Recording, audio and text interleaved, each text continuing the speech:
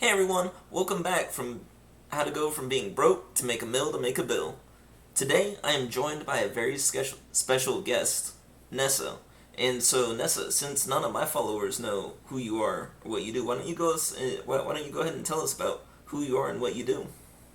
Okay, well, thank you so much for having me on. I definitely appreciate Carden so much.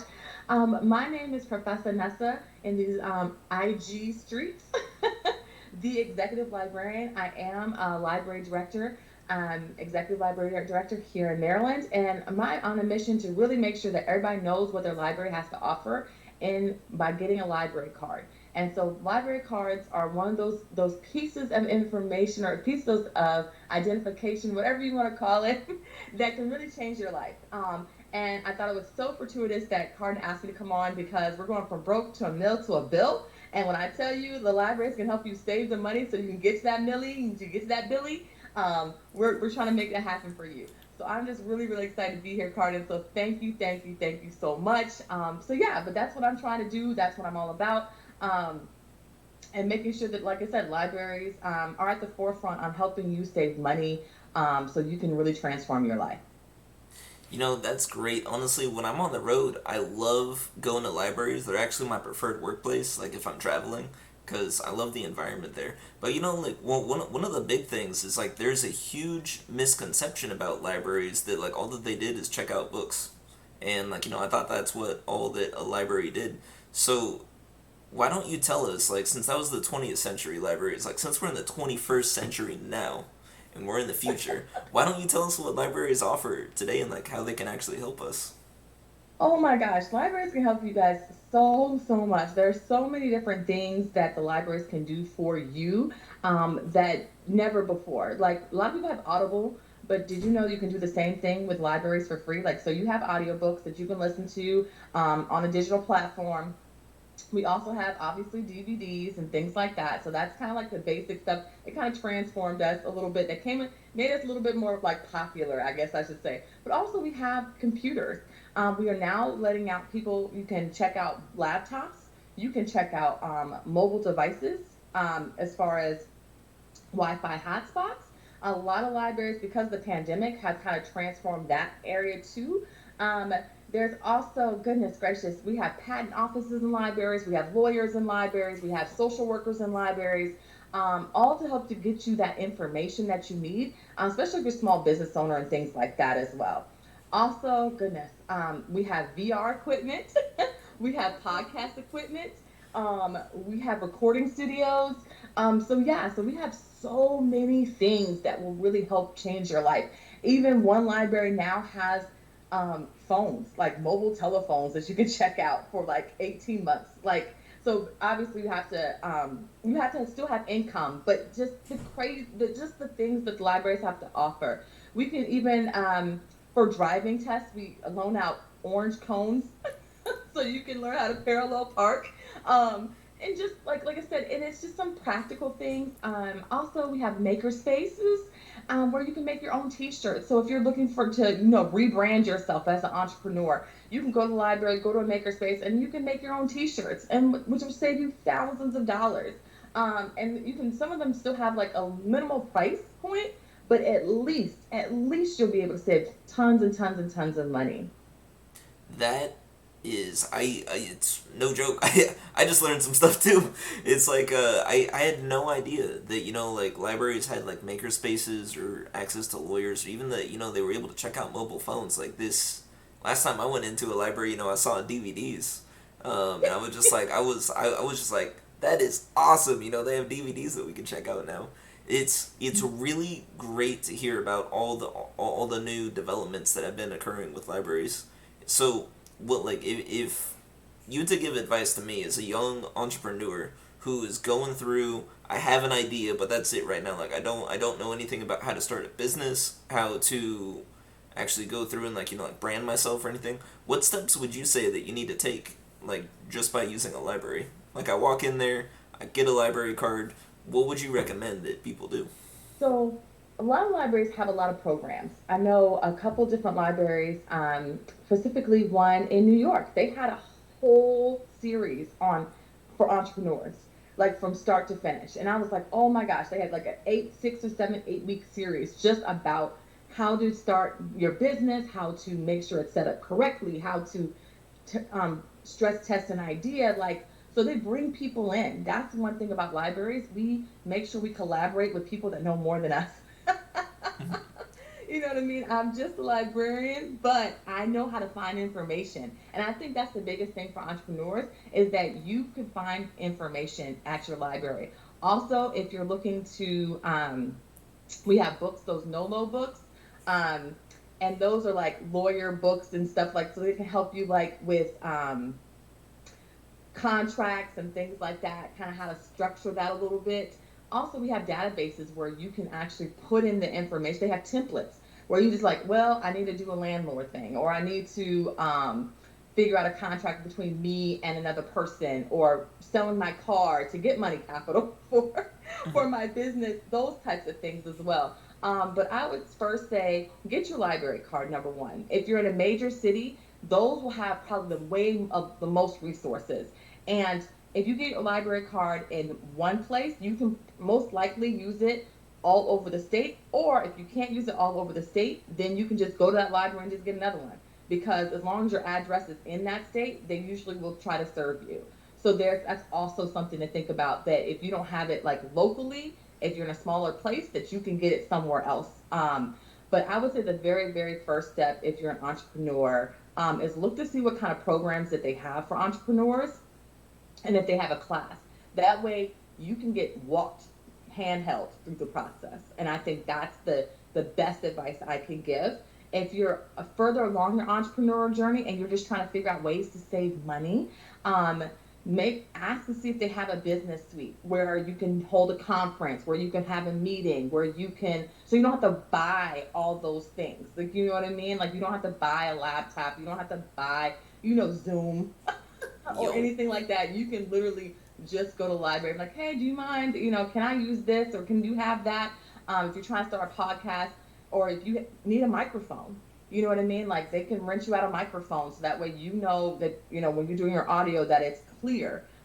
So things like that. So I would always check out your local library, not just for the books on how to be an entrepreneur, but really and truly just kind of figuring out um, how to get access to resources that you need to actually start your business and actually apply those things. You know what I mean? And if you just have an idea, then, just try to stress test it a little bit. Like, you know what I mean? Like, go to the library, ask somebody about some things. Libraries are, I think in my mind, like a hodgepodge of different types of people. You know what I mean?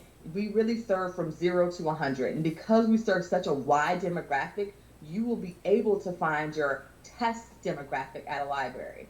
Absolutely. I absolutely positively believe that too. So, yeah. That's Is that actually helpful? that is insanely helpful. It's like, like as I'm going through my journey, it's like really like one of my experiences that I had a very fond memory of was actually when I was in Tennessee. I live out here in Virginia, but I was visiting someone in Tennessee to go and see something that they were working on. And I was staying in a hotel at the time, so it was like they had Wi-Fi, but it was like it wasn't the right space to work in.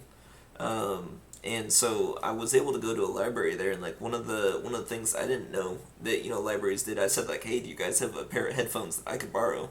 And they're like, oh yeah, we could actually sell you earbuds for like $1. And that blew my mind. I was just like, you're telling me I could go to the gas station and like get them for like five to like $10, like 5-10 bucks, but you're selling them for $1 here. And it was just like, it was really helpful for me because I I left mine back in Virginia. um, and so it was like just like that experience in the environment that I was there, and like it was really cool because it was overlooking City Hall. It was a beautiful location, and so I was able to sit by a window, and it was kind of funny because I had some ideas while I was just looking out there, and just kind of like overhearing some of the conversations that were going on in the library, and it was just like my gears were turning, and it was extremely helpful for me. It's I completely see the value in libraries, but I'm still learning. Like I've been to a couple recently, but it's like it's all the new services and everything. I didn't realize were there, um, and it's fantastic.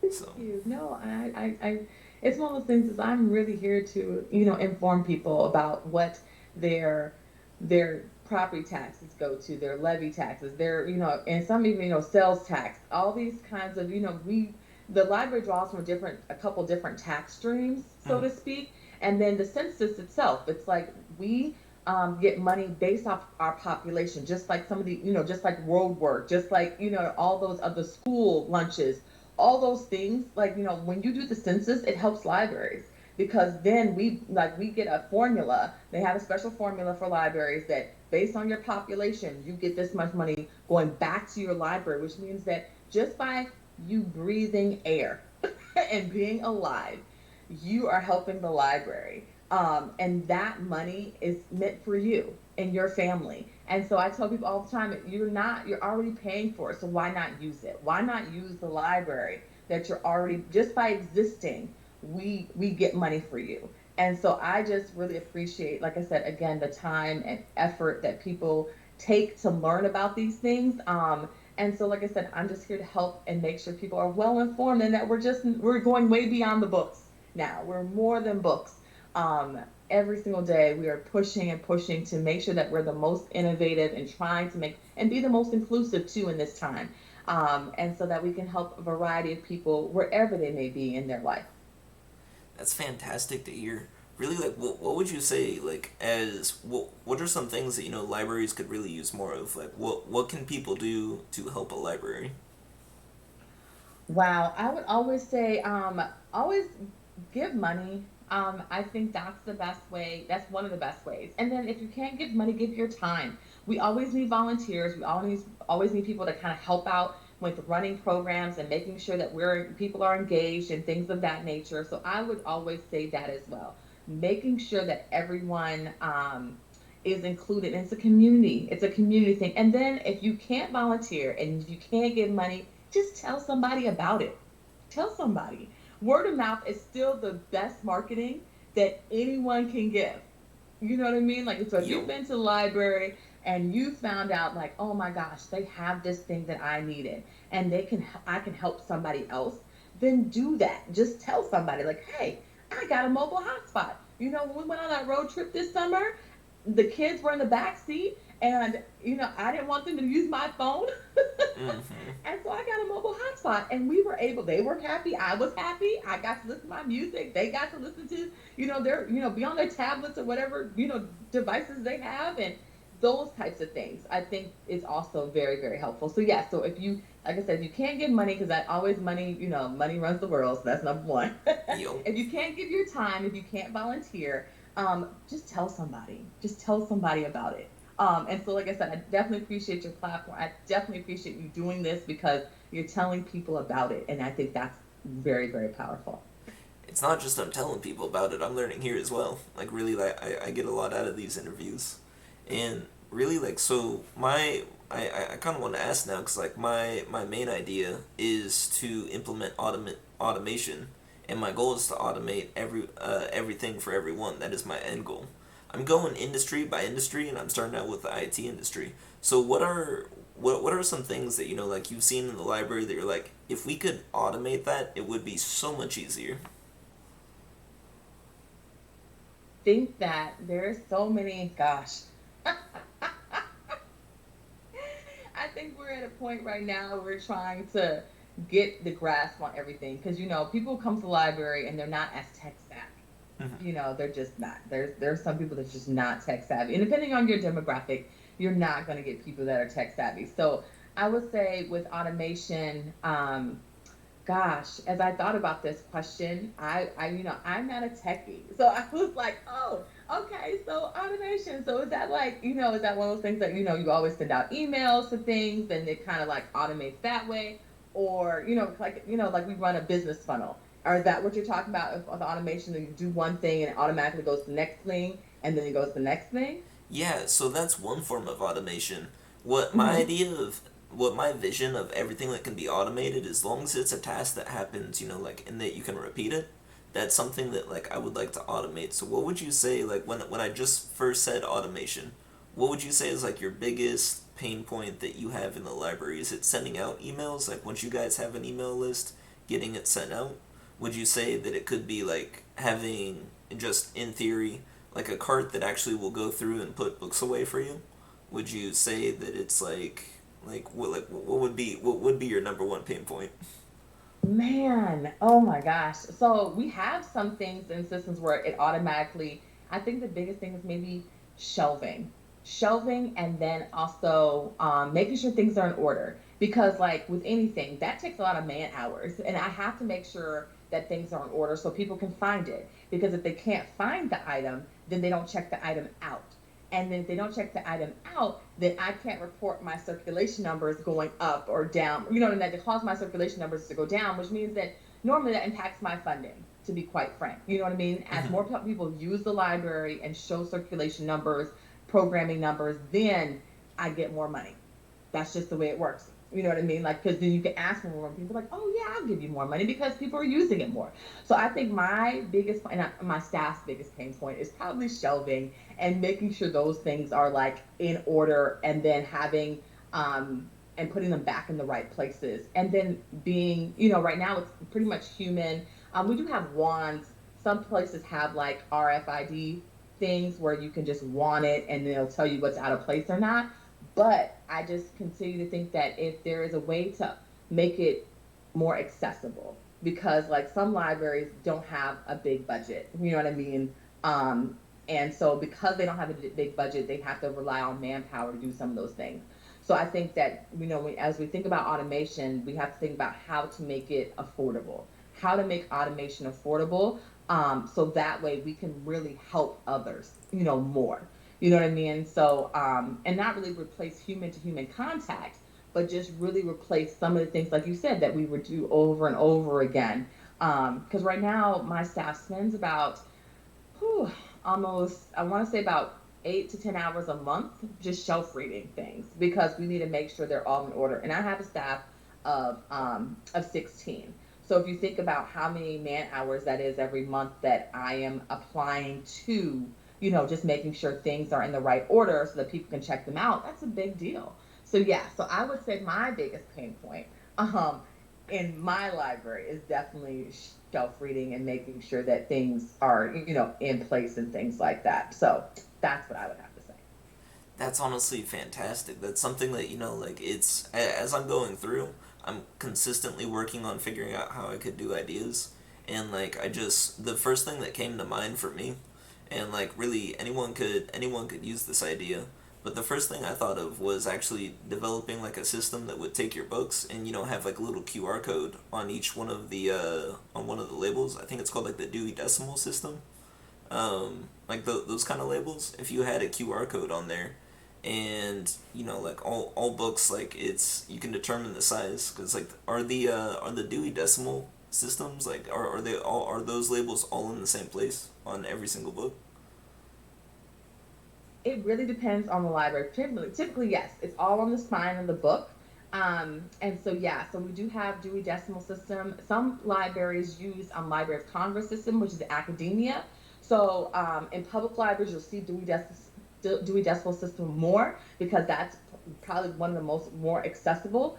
And then you have everything also by alphabetical order. So certain collections, audiobooks, DVDs, fiction books, all have they just have it in alphabetical order.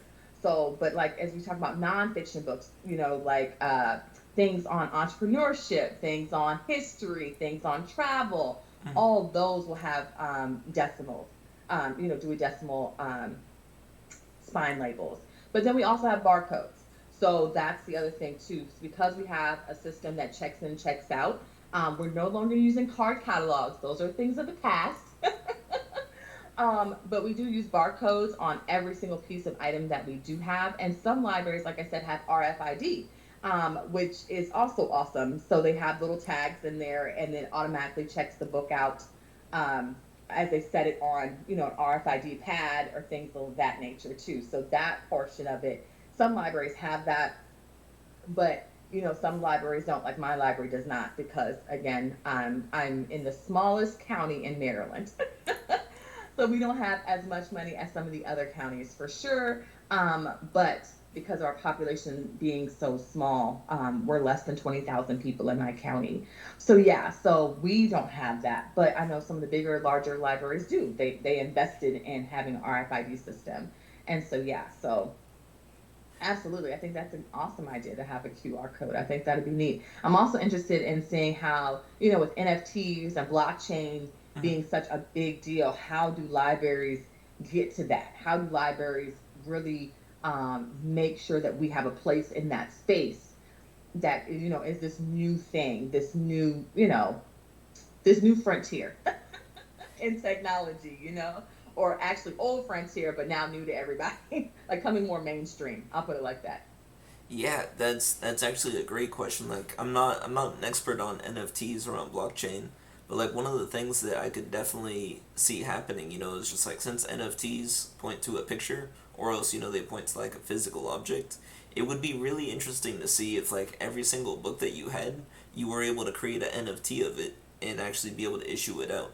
That's where my thought goes. I don't know. I'm in no way qualified to speak about NFTs, but like that's really like one of the first things that came to mind. Yeah, no. And when I talked to another person about that when we were at stages, honestly, and that was kind of like, oh my gosh, like when I asked him about it, and he was I think you Remy, Yeah, he Remy. talked about it, and Mm-hmm. right, and I asked him, he was like, yeah, like totally, and he told me exactly what you said. So you're right on track with that, Carden, and he is an NFT like expert. Yeah. And blockchain person. Like he was like, oh yeah, that would be, and so I'm just amazed what is possible with libraries in the future and how this technology could really push libraries again up to the forefront of information and access, because that's the biggest thing, that people don't have access to information to change their lives. And I know I read an article a couple months ago just about how a lot of the tech jobs and a lot of have not even been thought of yet. Like, you know what I mean? And that's what the kids of this day, my son who's 6, is going to go into jobs that have not even been thought of yet. Like, you know what I mean? And so it's like there's so many possibilities, and I really want people to understand that libraries can help with that, can help lessen the curve, so that way your kids will be prepared, you know what I mean, to Mhm. go into these jobs that haven't been thought of yet, or start these businesses that haven't even been thought of yet, because the technology is so crazy. So yeah. That's actually fantastic to hear. That's definitely where libraries are gonna end up going, and them being able to actually like demonstrate the technology. Like when I first heard that libraries had 3D printers, like it blew my mind because it was something that I was just like, oh, like I don't know what I would use a 3D printer for, but like in this day and age, like looking back, I definitely could have used it like to print out like like some little casings. Like I mess around with like a little mini computer that costs like $35 called a Raspberry Pi, and it's like really there's so many resources at a library, and like where it's going, whether it be with NFTs, implementing automation, or just where the future of the libraries are going is fantastic. And the fact that it is available to everyone is one of the best resources that's available. So do you have any final thoughts? Any final message that you want to leave the audience with? Honestly, go get your library card. You're already paying for it. You're already, like I said, because you exist in this earth, in this world, you have access, and I think that's the biggest thing. You already have access. You just go, you show them that you live in the in the state that you say you live in, with a bill or any kind of, piece of mail, and they issue a library card. Also, you can now get library cards digitally. So you don't ever have to step into a library if you do not want to. Because the pandemic, library cards are much easier to get as well. And some libraries, they say that you need to verify within 30 days, some are 90 days. It just depends on the library itself. But you can get it digitally now. So you can get access as early as today. You log in, they give you your thing, and then bam, it's there. And so then you can already check out things. You can already do the things that you want to do with your library card, and then get access to so many databases. So many, well, there's such a wealth of information. If you're studying for your GRE, if you're studying for your MCAT, if you're studying for your nurse's certification, all those things are, all that test prep material that costs hundreds of dollars. Guess what? You can get that free at your library. And so those are the types of things that I just want to tell people is that my last parting thought, that was a lot for a last parting thought, but I just want to tell people that get a library card. It is a, and for children, it is a precursor for success. They say that a child that has a library card is, 9 times more likely to be successful. So that's, for our future generation, and like what me and Carden talked about, how libraries are changing, but this world is evolving. You know what I mean? With NFTs and blockchain and all these other different technologies coming out, you have to be prepared. You have to. And how you are able to prepare yourself for that is having a library card. So that way you can get to access the information that you need in order to transform your life. That's fantastic. I just wanted to say thank you so much for being on here. And how can people reach you? Like, what do you Yes, use? so I am on IG at Professa Nessa Exec. I'm also on LinkedIn at Arnessa Dowell. And where else am I at? You can email me at ask@professornessa.com. Professornessa.com is my website. And so yeah, and so that's where you can reach me at. There's so many ways to reach me these days. Fantastic. Well, Professor Nessa, I'll make sure I put all your information down in the description on this video so that way people can find you a lot easier. I just wanted to say Thank you. So, thank you so much for being on here. It was a really great interview, and thank you for being here. not a problem.